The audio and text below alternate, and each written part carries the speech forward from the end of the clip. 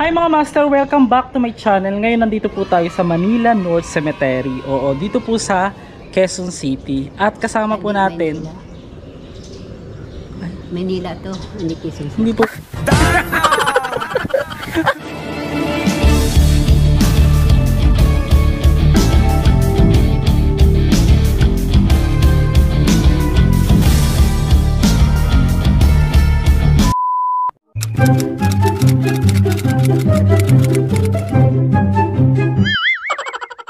Hindi na po ito sakop ng Diyos. Hi mga master! Welcome back to my channel. Ito na naman si Master G na laging G na G sa mga sementeryo. Siyempre mga magagandang lugar din. Teka lang, may langaw. Nandito tayo ngayon sa Manila North Cemetery. Oo, isa po sa pinakamatandang sementeryo sa buong Kamaynilaan at Pilipinas. Ngayon, sasamahan tayo ng isang dito na kabuo ng pamilya o nabuo ang kanyang pamilya at pupunta. Teka lang, may langaw. Ano? Hindi ka langaw, yung puputan. Bubuyog. Ah, bubuyog pala yung sorry.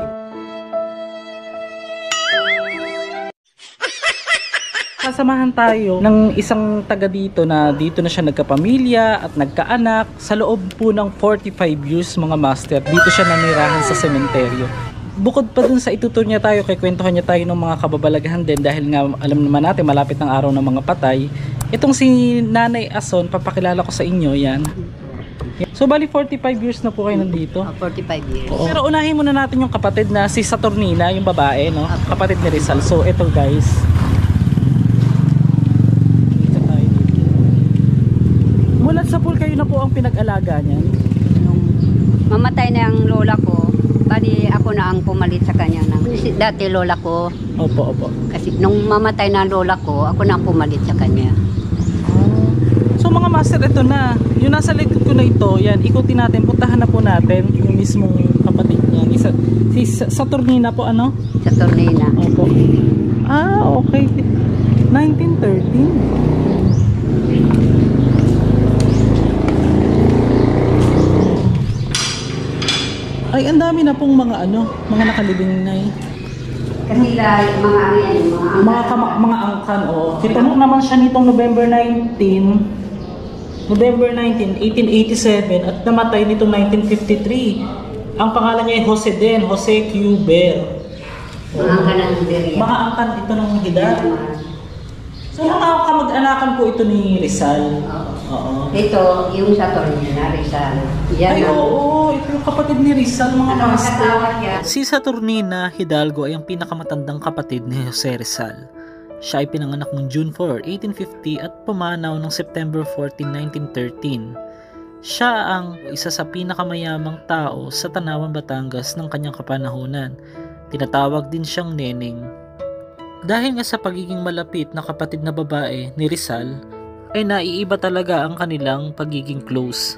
Dahil 8 ang mga kapatid na babae ni Rizal. Mga master, ito yung isang kapatid ni Rizal. Wala na po ba siyang ibang kapatid na? Wala. Ito si Saturnina Rizal Hidalgo ay pinanganak noong June 4, 1850 at pumanaw nitong September 14, 1913. So, ganun na katagal ang cemetery nito. Tapos ito na po yung mga kaminu-minuan, no? Oo, yung mga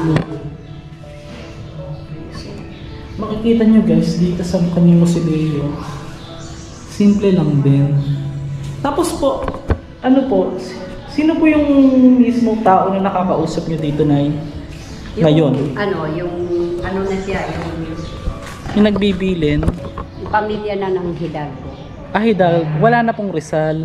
Wala nang Rizal, mga Hidalgo na. ng Hidalgo. Mga master, bago natin puntahan yung mismong puntod ng mga magulang ni Rizal, ay ikikwento muna sa atin ni Nanay Ason yung yung mga sinabi niyo po kanina, yung pre-interview natin. Wow, pre-interview.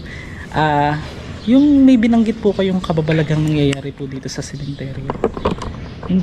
Yung sinabi niyo po tungkol po sa lola niyo. Noon kasi sa kwento ng lola ko, nung siya, kasi nung araw wala pa gaanong tao rito nakatira eh. Opo, opo. Ilan-ilan pa lang, mga matatandang na kasi ang lola ko noon. Kinukwento niya sa akin na may nakikita raw siya din, lalo na yung sinasabi ng bulang apoy. Pag-araw daw ng gabi, nakikita ng lola ko, yung sabi lumulundag-lundag daw sa mga ibabaw ng nicho.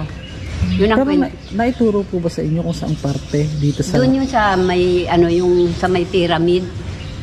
malayo po dito? Yun lang sa kanto. Ah, sige, pwede po natin puntahan mamaya-maya. Oo. Tapos po, Nay Ason, di ba sabi niya dito na kayo nagkapamilya na? Taga saan po talaga kayo? Ako, ano ko, Tubong Bicol ako. Ang mister ko naman, Pangasinan. So mula po nung nagkaasawa na po kayo, hindi na po kayo pumunta ng bumalik ng Bicol? Bumalik ako minsan lang, Opo, opo. 78. Ngayon, nung bumalik ako sa Manila, mula noon hindi na ako umuwi. Bali, 45 years nang ano. So mas mga master sa makatuwid, sa madaling salita, si Nanay Ason ay mas piniling dito na manirahan sa sementeryo. So if you don't mind, Nay, kung sakali man may bayad naman po, di ba, ang pag-aano sa inyo, pag-aalaga nito? Meron. Meron naman. Tapos kailangan nyo lang i-maintain talaga yung Ay, limitin kalinisan. mo lang yung paglilinis. Okay. Ang ano namin dito, mayroong quarterly. Na Tapos payment. mayroong isang taon, tuwing ano lang, tuwing undas lang, doon sila magbabayad pag dumalaw sila. So mga master, wag na natin tanungin kung magkano. Pero yun, at least kahit pa paano. Tapos bukod po dito sa pagiging supporterera, meron pa po kayong extra income? Wala na. Wala na. Nag-ano lang. Ayun, minsan pag may gusto magpalinis, yun lang. Oo. Ano pa po, bukod po sa lola niyo, meron po bang ibang kakilala kayo dito na nagkwento din na may na-experience silang kakaiba? Lalo na pag mag-uunda, sabi nila. Kasi mga master, maiba lang tayo. Kadalasan ng mga nai-interview ko, nakakausap ko sa sementeryo, laging ang paramdam daw ng mga tuwing mag-uundas. Oo, yung iba naman, kinukwento nila. Kaya nung anak ko, nakita ron naman niya, sabi white lady daw.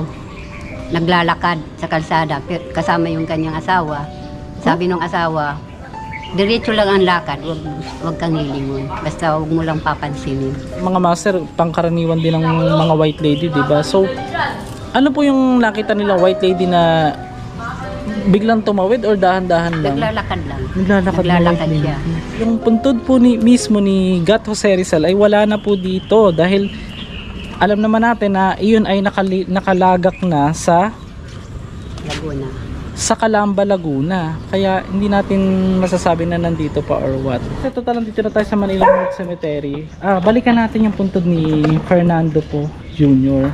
at ni Susan Roses. Kasi yung dati, inaayos pa lang yun. Ngayon, ayos na siya.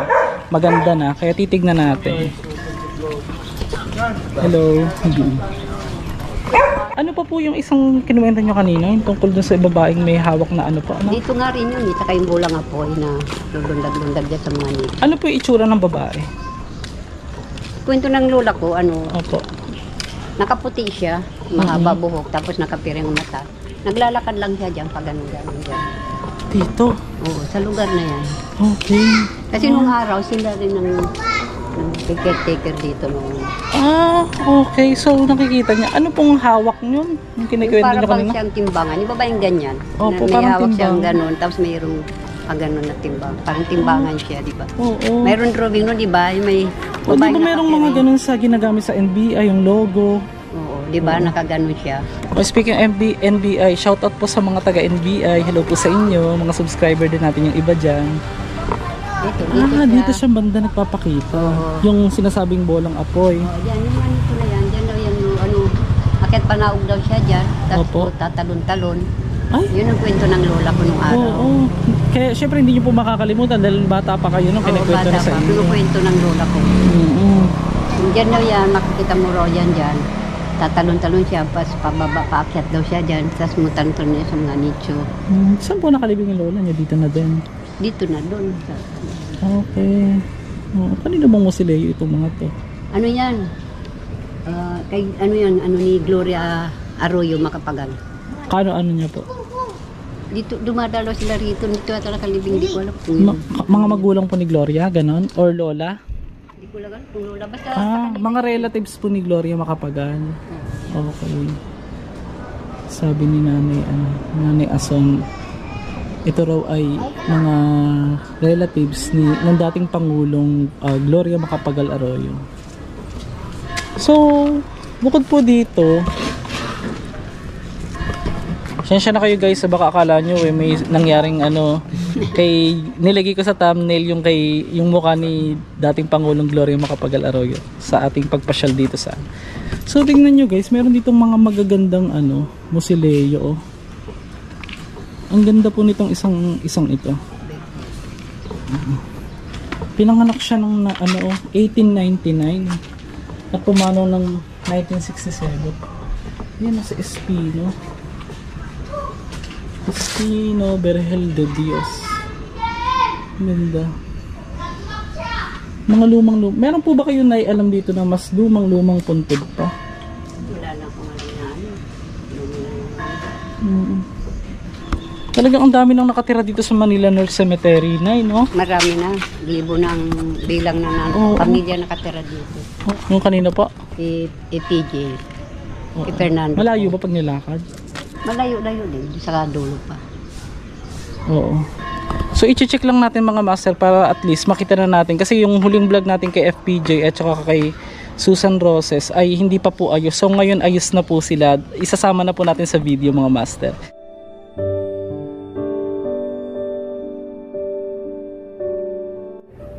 Actually, it is not an ambition.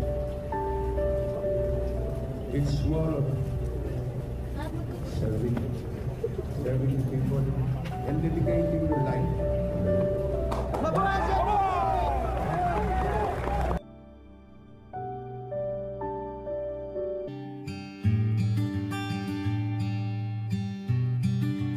Kasi Susan Roses, Queen of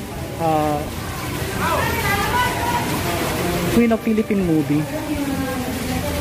Hindi tayo nakapunta ng Living the Master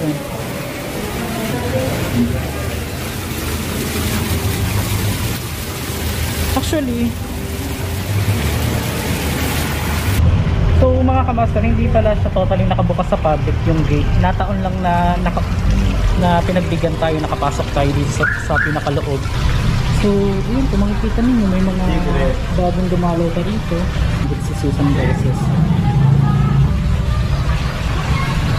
So, yun, nakapansin natin. So, malapit na tayo sa puntod ni FPJ at saka ni Susan Roses, mga master. Pero, yun pa ginagawa pa lang. Nasaan po yung caretaker niya? Dati pinapasok kami niyan. Hello po. Magandang araw. Yung last punta ko po, nag-vlog po ako dito, nasa labas. Hindi pa siya ayos. Ngayon okay na. So guys, ito na yung puntod ni FPJ. Yan, diba? Ang ganda.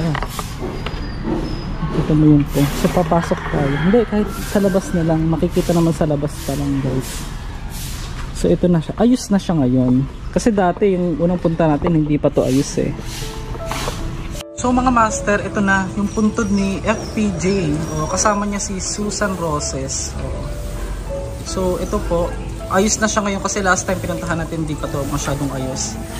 So yung makikita nyo guys, Jesusa Sonora po, ang tunay na pangalan ni Susan Roses. At pinanganak siya noong July 8, 1941 at namatay na ng May 20, 2022. So 1 year pa lang yung kanyang picture. At the same time, ito na, isinama na yung puntod ni FPJ. Ronald Alan Kelly po, August 20, 1913. So yung mga magko-comment na i-vlog na natin to, yes po, tama kayo, na i-vlog na natin siya. Kaya lang, at the same time, ngayon pa lang natin talaga nakita na okay na, ayos na, magkasama na sila talaga at naiayos na. So,